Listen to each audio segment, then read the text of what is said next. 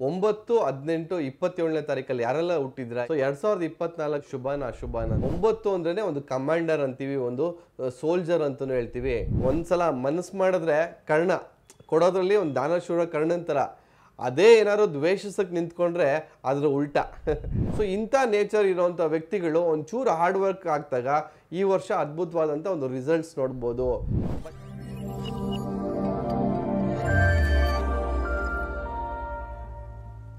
ಅಭಿವೃದ್ಧಿ life style ವೀಕ್ಷಕರಿಗೆ ಸ್ವಾಗತ. ನಿಮ್ಮ ಡಾಕ್ಟರ್ ದೀಪಕ್ ಗುರುಜಿ ಮಾಡುವ ಪ್ರಣಾಮಗಳು.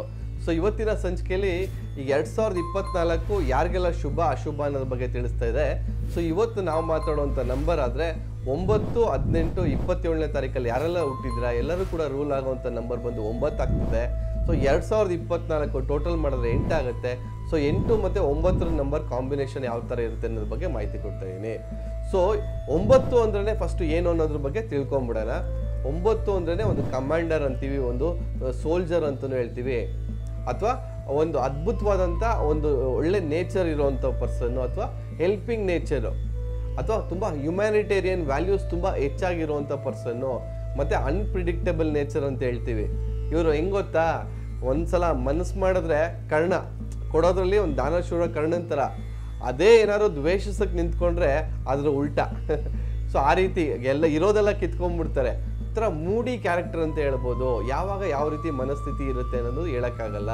ಸೊ ನಿಮ್ಮ ಎಫರ್ಟ್ ಜೊತೆಲಿ, ನಿಮ್ಮ ಏನು ಅಗ್ರೆಷನ್ ಜೊತೆಲಿ ಒಂಚೂರು ಹಾರ್ಡ್ ವರ್ಕ್ ಹಾಕಿದ್ದೆ ಆದರೆ ಅದ್ಭುತವಾದಂಥ ಒಂದು ರಿಸಲ್ಟ್ಸ್ನ ನೀವು ಪಡ್ಕೊಬೋದು.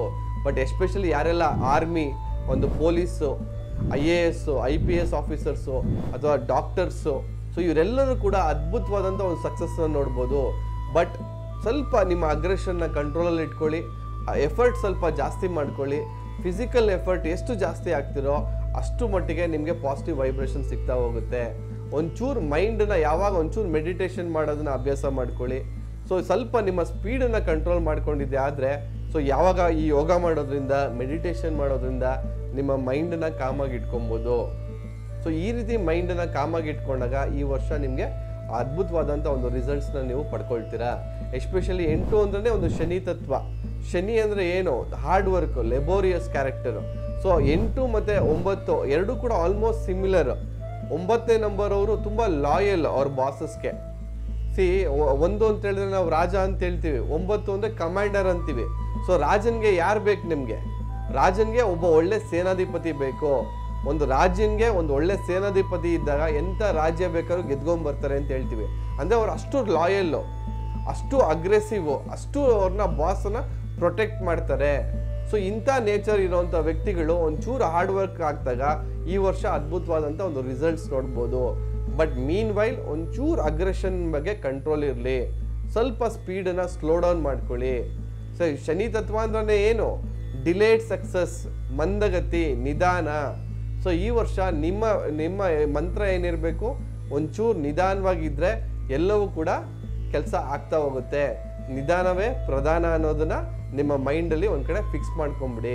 ಸೊ ಈ ಕಡೆ ನೀವೇನು ಮಾಡ್ಬೋದು, 24 ಅಂತ ಬರೆಯೋದನ್ನ ರೂಢಿ ಮಾಡ್ಕೊಳ್ಳಿ ಶುಕ್ರ ಪರ್ವದಲ್ಲಿ. ಸೊ ಅವಾಗ ಏನಾಗುತ್ತೆ, ಆ ಶುಕ್ರ ನಿಮಗೆ ಆಕ್ಟಿವೇಟ್ ಆಗ್ತಾರೆ.